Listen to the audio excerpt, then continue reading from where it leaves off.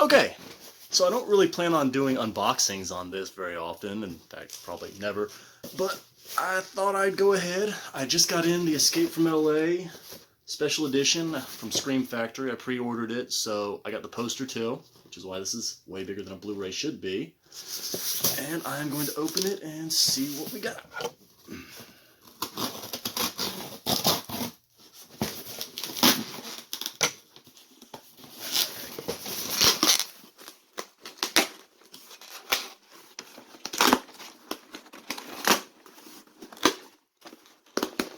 Shout paper in.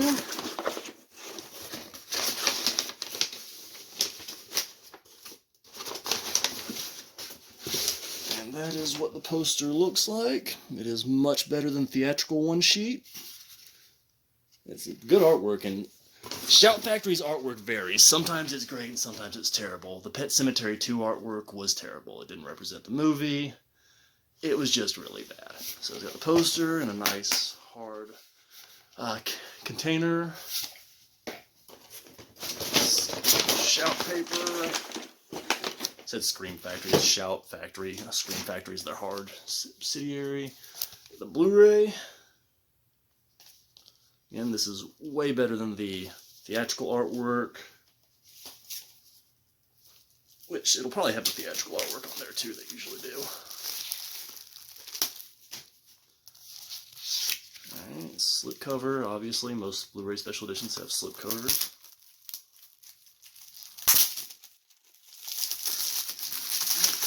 Well, and I was right. You have the original theatrical one sheet right there. Yeah. I would say the Shout artwork is far superior. This is just one of those very basic 90s movie posters featuring the worst scene in the movie, and I want to talk about that later. Welcome to the theater. For everyone's enjoyment, we'd like to remind you of the following rules. No talking. No smoking. No littering. No red meat. No freedom of religion. And remember, all marriages must be approved by the Department of Health. Failure to obey these rules will result in immediate loss of citizenship and deportation to the island of Los Angeles. Enjoy the show. Your rules are really beginning to annoy me. Okay. So Escape from LA is a sequel that was pretty roundly dismissed when it was released. It came out in '96, came out way after the first movie. Kurt Russell was able to get the thing made because he had had a string of hits in the early '90s. He had Backdraft, he had Tombstone, a couple others, and he had always loved the character Snake Plisken. He wanted to return to it. Now see, John Carpenter doesn't really like sequels. He doesn't like doing them. He was very against the Halloween sequels. He pushed back hard. He actually blocked them for a while. Then, it was John Carpenter's idea to do Halloween 3, which had nothing to do with the rest of the franchise. Escape from LA, however, was Kurt Russell's baby. It's the only writing credit the man has in a career that spans basically his entire life. I believe he's in his 60s. Started as a child actor. He actually worked with Elvis Presley. Then he played Elvis Presley in a TV movie. Funny how life works out. But he had always liked the character. He loved the role. And, I mean, it was kind of the movie that made him, It was his first big theatrical hit. So he co-wrote this movie. He got his old pal John Carpenter. They had worked together several times before, including on that Elvis movie. And, the movie released in '96 and was not well received. I can understand why it wasn't well received. It's a very bombastic sequel to a very grim movie. If you imagine Mad Max and the sequel to Mad Max being Escape from New York, that's kind of the thing it was. It's very tonally different. It's very playful. And Kurt Russell's kind of a playful guy, so that sort of makes sense. If you ever watch him in interviews, he always seems very happy. He seems to be really enjoying himself. So, with that in mind, I can get why people push back against this movie, but I do think it was hated a bit unjustly. It was dismissed too quickly. I always loved this movie. I saw this thing in theaters when I was a little kid. I was one of those kids that was allowed to watch R-rated movies in theaters. So, yeah, I saw this thing theatrically. I loved it. I had the Escape from LA soundtrack. I actually have my Escape from LA action figure here. I dug that out. I don't know why these things turn yellow when they get old. But yeah, I collected action figures when I was a kid. This thing is old. And it's really an Escape from New York action figure. If you notice the way he's dressed, these are the Escape from New York clothes. But Movie Maniacs, the line that put this out, Todd McFarlane's action figure line from movies, it was really horror movies and it turned to cult movies. They had this weird tendency to do their action figure based on whatever the latest movie in the franchise was, like the Candyman action figure. You know, Tony Todd's Candyman, obviously. Was released, and it was released as Candyman Day of the Dead, the third movie in the series, the one that was made for TV that most people don't even remember existed. So they did that with Species also. The original Species movie was a big hit. The second one bombed, but the action figure was released as Species 2. I have no idea why they did that. And also, I have an Escape from LA magnet. I got a stack of these at a convention one time for like $5, and it made me laugh because figured a lot of people were going to get the Escape from New York magnet, which they also had. No one was going to get the Escape from LA magnet. It's not even, I mean, it's an okay poster, but it does feature the worst scene in the movie. And yeah, that's my thesis statement, is that Escape from LA would be much higher regarded if not for the surfing scene. The surfing scene is terrible. It makes no sense. It comes out of nowhere. You know, Escape from LA picks up after Escape from New York, roughly the same, I think it's the exact same amount of years in their time. It takes place in, what is it? Escape from New York was 1997, and Escape from LA, I think it was the same number of years between the two movies. But it assembled a good cast. It had this kind of revamped version of the score. Catches on quick, doesn't she? So it was cool, you know, it was a fun action movie. The cat is begging for my attention. But, you know, too much time had really passed between sequels. That's never a good thing. You know, it feels stale. You got a problem with that? Escape from LA picks up with Snake being recaptured. Now, it did this thing that sequels did a lot in those days, which is that it just kind of rehashed the plot of Escape from New York. It hits a lot of the same beats.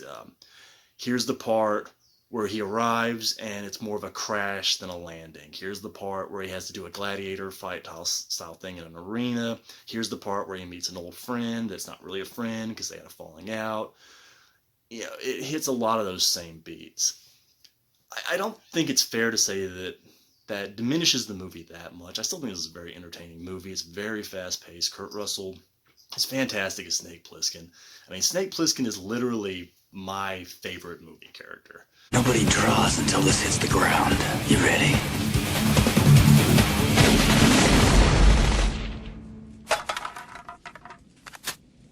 Draw.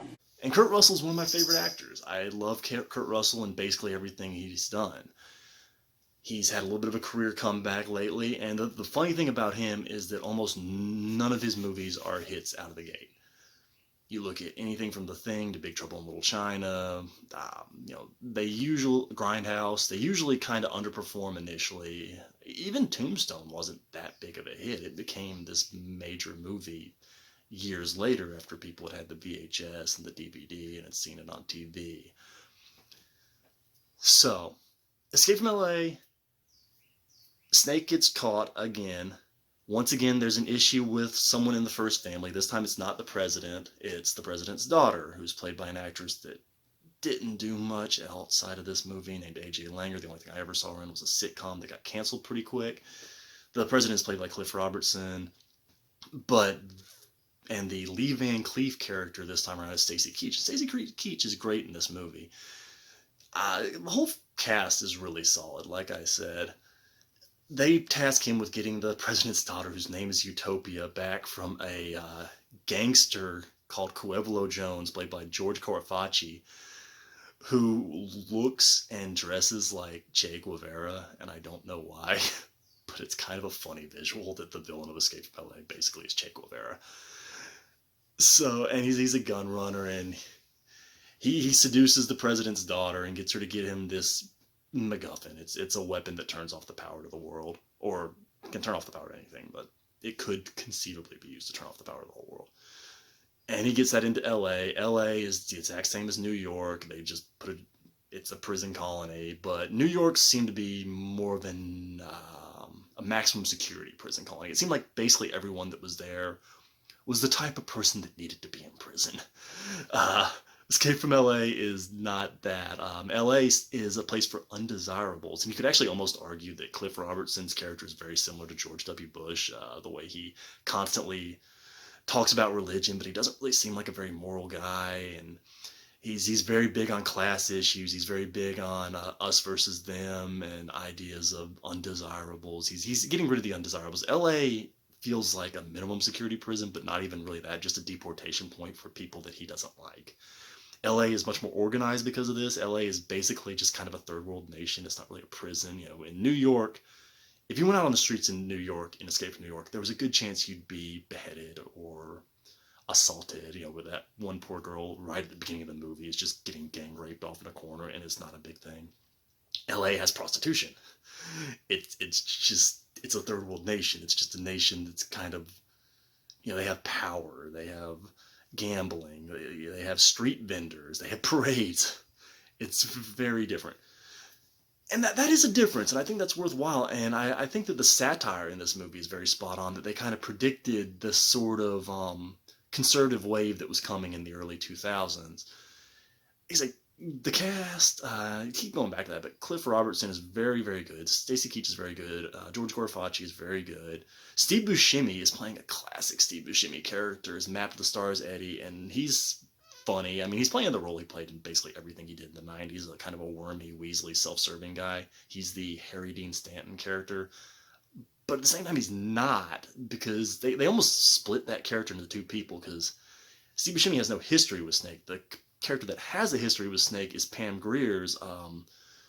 She was called Carjack Malone, but she's changed her name to Hershey because she's a transsexual, male to female. And in a joke that today would probably be considered questionable, the gag Kurt Russell explains is that her name is he, she. Hershey, he, she. But she's also black. Obviously, Pam Grier's black, so it's also just kind of a black woman's nickname. So I thought it was fine. I mean, the movie makes so little of her being a transsexual. It actually is very progressive in that way, because no one's grossed out by it or weirded out by it. It's just kind of like, oh, wow, you've changed. And Pam Grier's good in the role. She basically just lowers her voice a little bit to make it sound a bit more masculine. Aside from that, she plays the role more or less just as she would play any part. Pam Grier, of course, blaxploitation icon, Foxy Brown, Coffee. Later, Quentin Tarantino used her, and Jackie Brown as the title character, and she's kind of floated around ever since. I like the soundtrack to this movie. I had the soundtrack on CD. I actually still have the soundtrack on CD because I never get rid of my old CDs.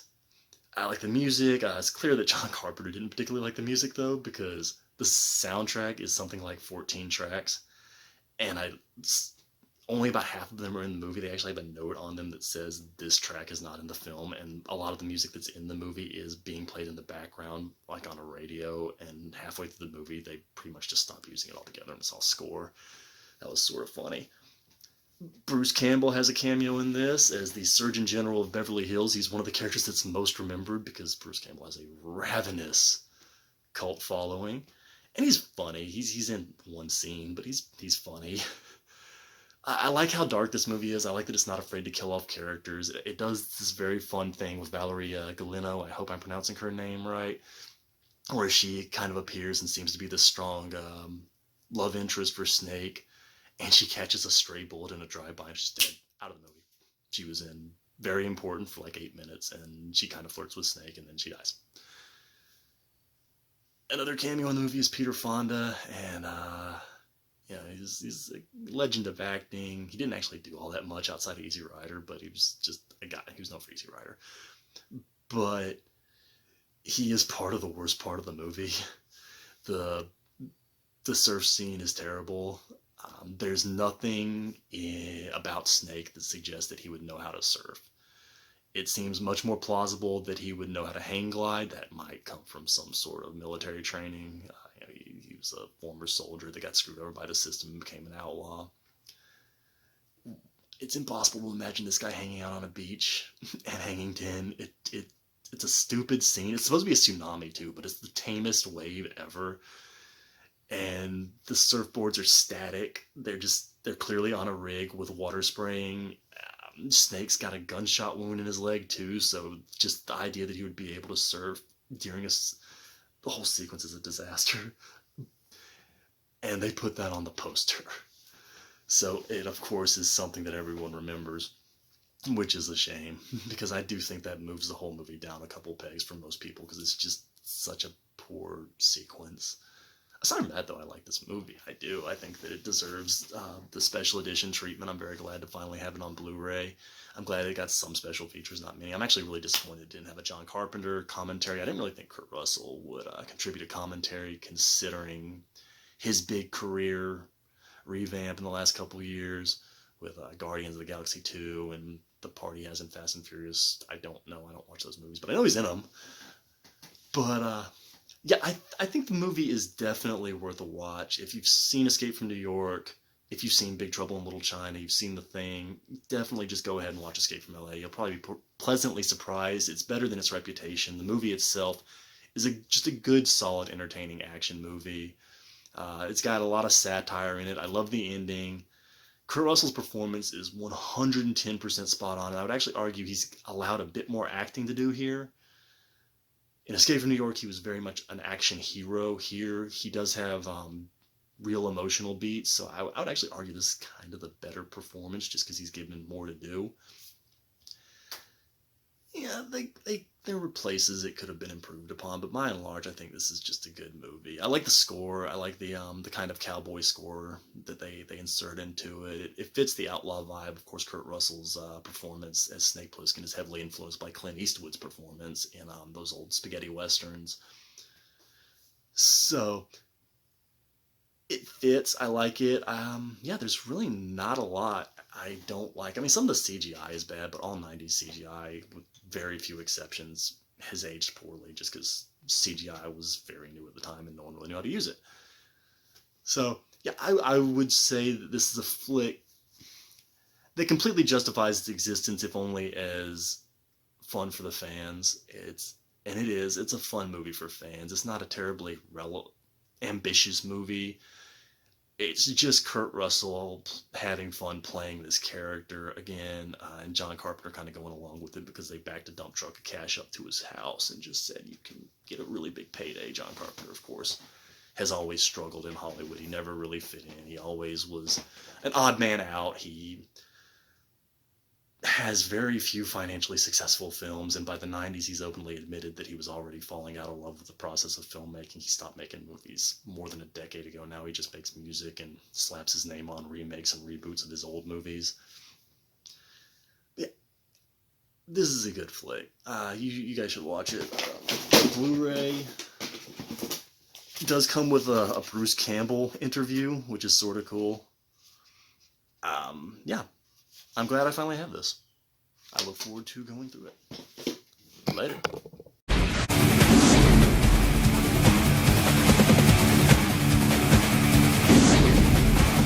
This town loves a winner. Just say we play a little Bangkok rules.